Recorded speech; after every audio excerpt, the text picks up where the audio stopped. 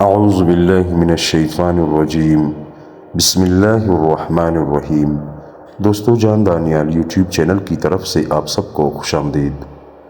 دوستو میرا آج کا بیان ہے کہ حضرت موسیٰ علیہ السلام کی قوم کے لیے اللہ تعالیٰ نے جو کھانا مقرر کیا تھا جسے من و سلویٰ کہتے ہیں وہ کیا تھا اور وہ کس شکل میں آسمان سے اترتا تھا۔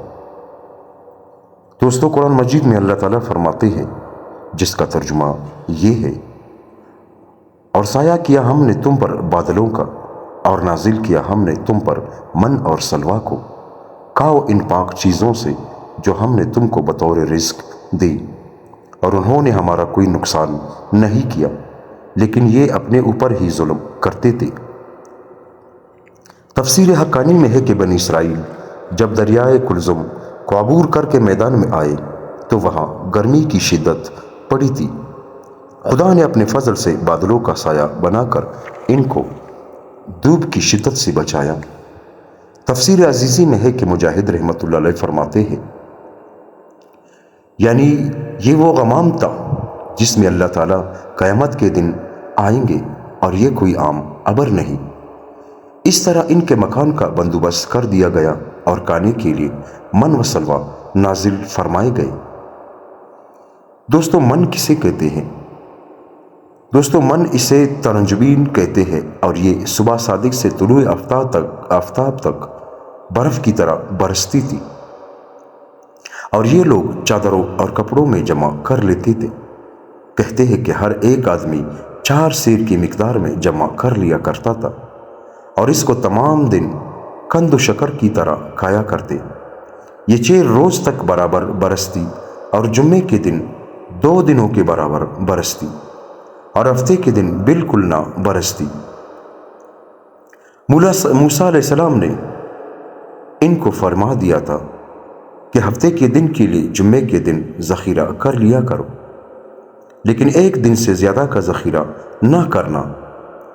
تفسیر عزیزی میں ہے کہ جب بخارات اور دھواں آپس میں مل کر زمین سے آسمان کی طرف جاتے ہیں، اگر دھواں لطیف اور صاف ہو اور رطوبت غالب ہو اور حرارت اس میں اعتدال کے ساتھ تاثیر کرے تو اس میں شیرنی پیدا ہو جاتی ہے اور برف کی طرح الٹ کر زمین پر گرتی ہے۔ اس کو ترنجبین کہتے ہیں۔ سلویٰ، دوستو سلویٰ یہ ایک جانور کا نام ہے، اس کو ثانی بھی کہتے ہیں۔ یہ اکثر کھاری دریاؤں کے گرد زیادہ پایا جاتا ہے۔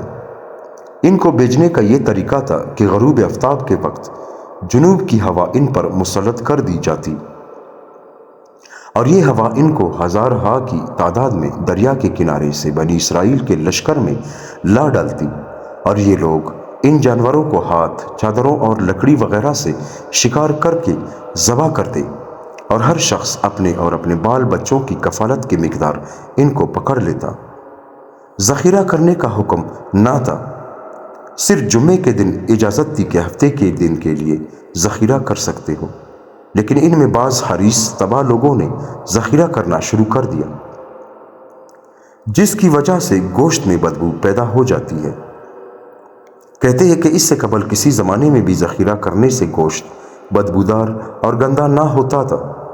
بنی اسرائیل کی ذخیرہ اندوزی کی وجہ سے ہوا، جیسا کہ حدیث میں ہے، یعنی اگر ہوا نہ ہوتی تو عمر بھر کوئی عورت خاوند کی خیانت نہ کرتی، اور اگر بنی اسرائیل نہ ہوتے تو گوشت پرانا اور بدبودار نہ ہوتا۔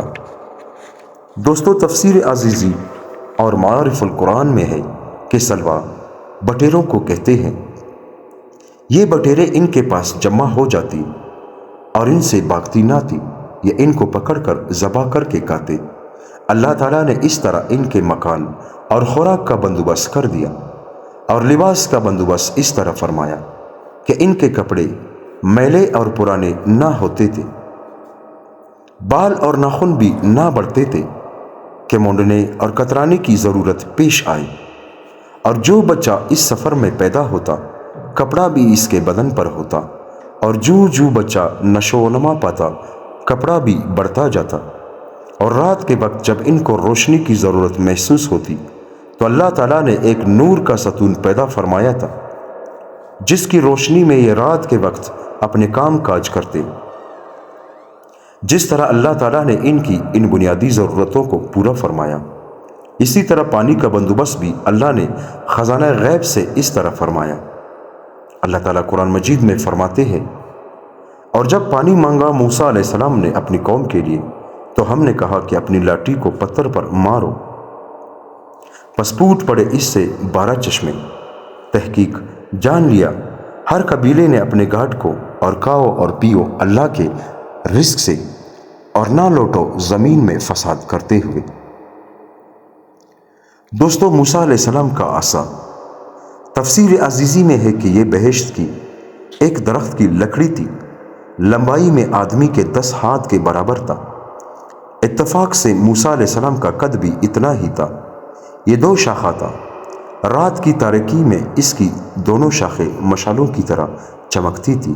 یہ عصا آدم علیہ السلام بہشت سے لائے تھے، پھر بطری کے وراثت حضرت ابراہیم علیہ السلام کے پاس آیا، اور ان سے ان کے صاحب زادے مدین کے پاس، اور مدین سے حضرت شعیب علیہ السلام کے پاس، اور ان سے حضرت موسیٰ علیہ السلام کے پاس پہنچا۔ ابن کثیر میں مختلف مفسرین کے قول نقل کیے ہیں۔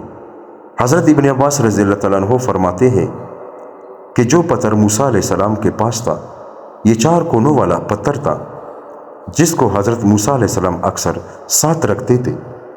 بعض کہتے ہیں کہ یہ طور پہاڑ کا پتھر تھا، اور بعض کی رائے یہ ہے کہ یہ پتھر وہی تھا جس پر حضرت موسیٰ علیہ السلام اپنے کپڑے رکھ کر نہا رہے تھے کہ یہ پتھر بحکم خدا آپ کے کپڑے لے کر بھاگا۔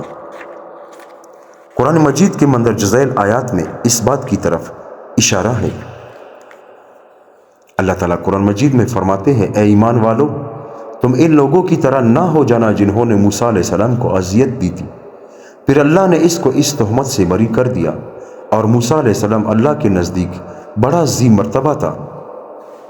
ایک ایذا ان ایذاؤں میں سے یہ تھی جو مذکور ہو گئی۔ امام بخاری نے کتاب التفسیر اور کتاب الانبیاء میں حضرت ابو ہریرہ رضی اللہ تعالیٰ عنہ سے روایت فرمایا ہے کہ حضرت موسیٰ علیہ السلام بہت حیا والے اور بدن کو چھپانے والے تھے۔ ان کے بدن کو کسی نے نہیں دیکھا تھا۔ ان کی قوم بنی اسرائیل میں عام طور پر یہ رواج تھا کہ مرد سب کے سامنے ننگے ہو کر نہاتے تھے۔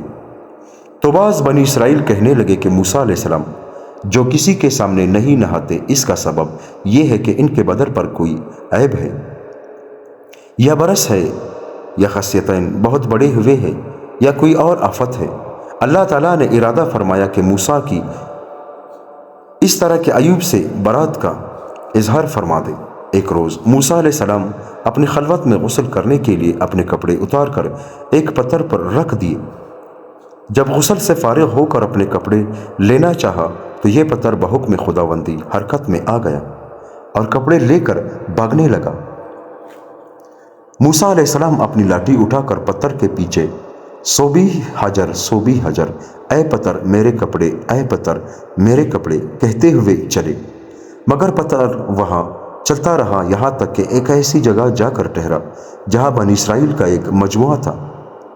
اس وقت بنی اسرائیل نے موسیٰ علیہ السلام کو سر سے پاؤں تک ننگا ہونے کی حالت میں دیکھا تو بہترین صحیح و سالم بدن پایا۔ اس طرح اللہ تعالیٰ نے حضرت موسیٰ علیہ السلام کی ان عیوب سے برات سب کے سامنے ظاہر فرما دی۔ پھر یہاں پہنچ کر ٹھہر گیا اور موسیٰ علیہ السلام نے کپڑے اٹھا کر پہن لیے، پھر پتھر کو لاٹھی سے مارنا شروع کر دیا۔ خدا کی قسم، اس پتھر میں موسیٰ علیہ السلام کی ضرب سے 3 یا 4 یا 5 اثر قائم ہو گئے۔ حضرت جبرائیل علیہ السلام کے مشورے سے حضرت موسیٰ علیہ السلام نے اسے اٹھا لیا اور آپ کا معجزہ اس پتھر پر ظاہر ہوا۔ جب آپ کو پانی کی ضرورت پڑتی تو آپ اس پتھر پر اپنا عصا مارتے۔ تفسیر عزیزی میں ہے کہ آپ 12 مرتبہ عصا مارتے، اور اس طرح جہاں ضرب پڑتی عورت کے پستان کا سا سر ظاہر ہوتا۔ پہلے ان سے پسینہ سا ظاہر ہوتا، پھر قطرے ٹپکنے شروع ہو جاتے اور پھر پانی بہنے لگتا۔ ابن کثیر میں ہے کہ ہر قبیلے کا ایک ایک آدمی عصا مارتے وقت پتھر کے پاس آ کر کھڑا ہوتا، پھر جس کی طرف جو چشمہ پیدا ہوتا وہ اپنے قبیلے کو بلا کر کہہ دیتا کہ یہ چشمہ تمہارا ہے۔ دوستو، اللہ تعالی ہم سب کو ان باتوں پر عمل کرنے کی توفیق عطا فرمائے۔ حضرت موسیٰ علیہ السلام کی قوم کو اللہ تعالیٰ نے من اور سلوا دیا تھا، تو ان کی ناشکری کی وجہ سے وہ بند ہو گئی۔ دوستو، ہمیں اپنے ہر حال میں سوائے کفر کے اللہ تعالیٰ کا شکر ادا کرنا چاہیے۔ دوستو، اگر آپ کو میری یہ ویڈیو پسند آ گئی ہوگی تو لائک کریں، سبسکرائب کریں اور اپنے دوستوں کے ساتھ شیئر کریں۔ جزاک اللہ۔